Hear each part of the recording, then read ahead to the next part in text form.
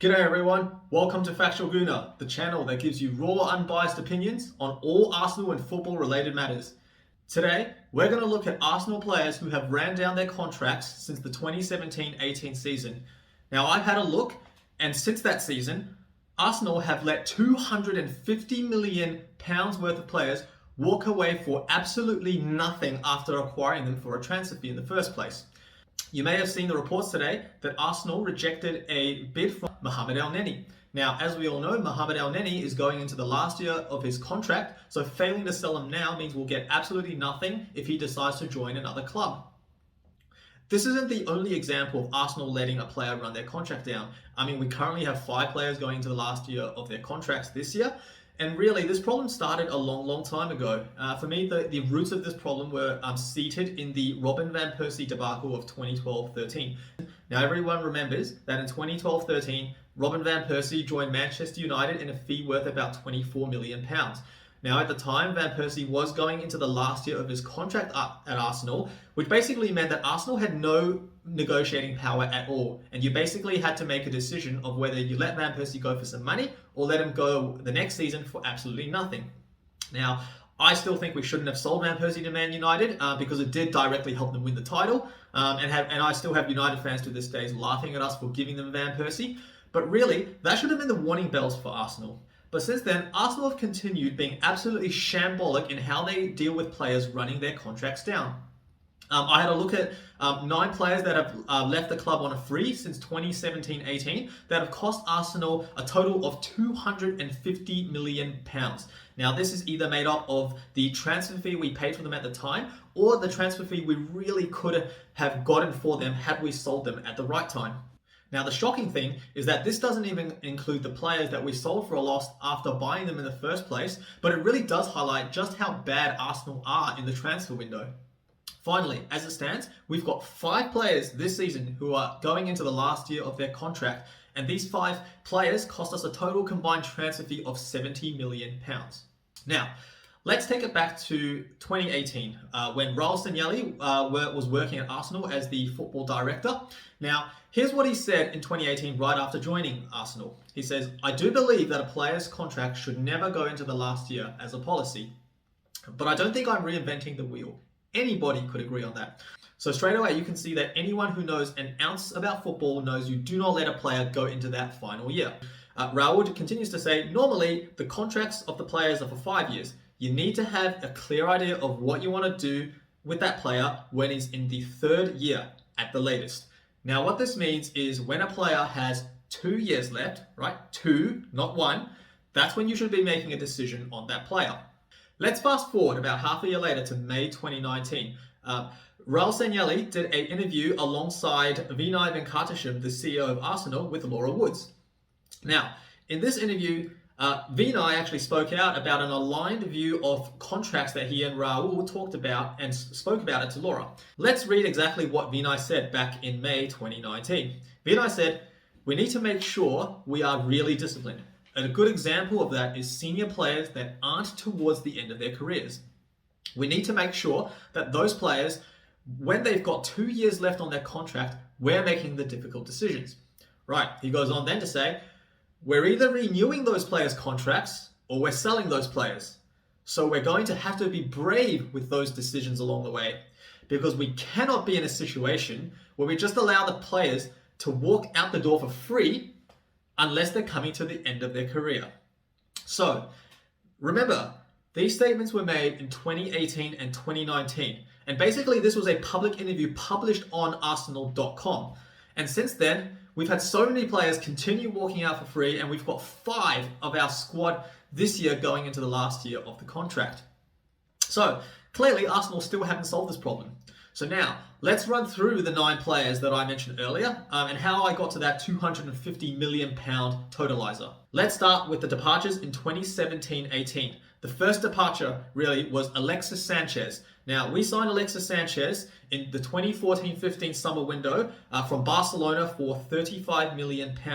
Now, Alexis came into Arsenal and absolutely hit the ground running, lighting up the Premier League. And for those first 3 seasons at Arsenal, I genuinely think he was the best player in the Premier League. You could make a case for Eden Hazard at the time, but really, Hazard was playing in a much better Chelsea team who were winning Premier League titles, while Alexis was carrying a very average Arsenal side, bar Mesut Ozil, on his back by himself. Now, when Alexis Sanchez was going into the final year of his contract, Manchester City came in with a bid very late in the summer window for £60 million. Now, we decided to reject that bid, and then half a year later, we basically swapped him for Henrik Mkhitaryan from Manchester United. That deal to this day still is probably the worst swap deal in Premier League history in terms of how bad it went for both players in both clubs. But really, we let a £60 million footballer walk out the door 6 months later and swapped in Mkhitaryan, who absolutely flopped at Arsenal in my perspective. In the same season, Mathieu Debuchy also left the club. We acquired the French right-back from Newcastle back in the 2014-15 season as well. He was struggling with a lot of injuries, barely really played him, but at the end of the day, we let a £15 million right-back signing as well walk out the door for nothing. The year later, we only actually had one player walk out the door for nothing, and this was a pretty sad one in my mind. This was the Spanish magician Santiago Cazorla. We signed him from Malaga back in 2012-13 as one of the players to replace Van Persie. And in his time at Arsenal, I think he's been nothing short of sensational. I think he was one of the most underrated players in the latter years of Arsene Wenger. And often, I think he was the absolute linchpin of that midfield, holding the entire team together and allowing Ozil and Alexis to flourish.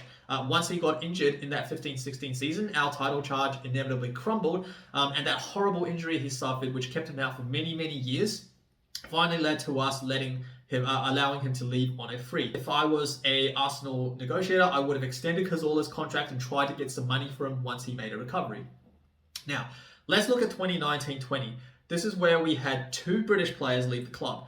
The first one was Aaron Ramsey. Now, Aaron Ramsey was a fan favorite, very loved by much of our fan base. Personally, I didn't rate Ramsey that great. I think in the Premier League, he was mostly average apart from that 13-14 season, but he did help us win 2 FA Cup with his winning goals. So for that, I will always be grateful to Aaron Ramsey.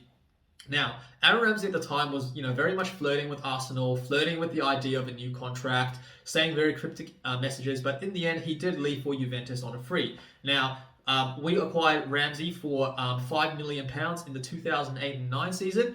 Any other proper club who would have handled things properly under Ramsey, given the form he was in, we should have got around about £40 million for him, in my view. But we let a £40 million midfielder, who was a goal-scoring midfielder as well, walk away to Juventus, and we got absolutely zero for him. Now, the other player that walked out was Danny Welbeck, another player that struggled a lot with injuries. We signed him from Man United in the 2014-15 season for £16 million on deadline day.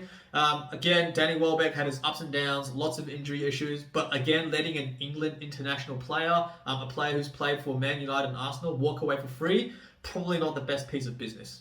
Let's move now to 2020-21.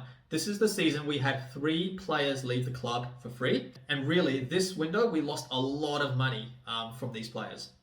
Now, the first one was Mesut Ozil. So Mesut Ozil left the club in very infamous circumstances. No one to this day still really knows what went behind the scenes, whether it was an Arteta agenda, a football agenda, or a non-football agenda.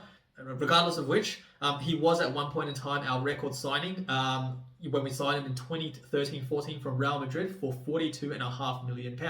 Ozil had ups and downs at Arsenal. He showed flashes of brilliance, but ultimately, I don't think he had the consistency over his entire 8-year tenure.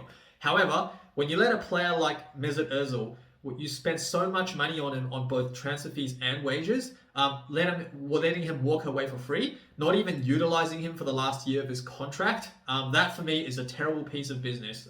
Essentially, Arsenal let £350,000 a week of wages just go down the drain, terminating his contract and still paying him out.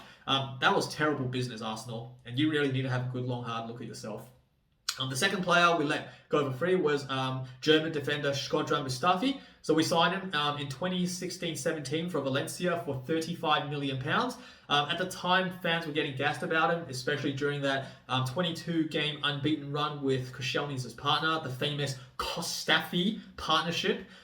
Really, after that 22 games, though, Mustafi was absolutely terrible, and many fans still see him as one of the worst defenders we've ever signed at Arsenal.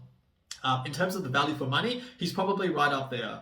For a £35 million centre-back at the time, you expect a defender who's going to be able to lead your defence and hold your defence together. But Mustafi was full of mistakes. His concentration levels weren't great. He was effectively just a liability most of the time he played. Now, we lost him for absolutely zero, more because no one really wanted to buy him. And finally, Sokratis Papastathopoulos, the Greek defender who we signed from Borussia Dortmund in 2018-19, signed him for an initial fee of £17 million.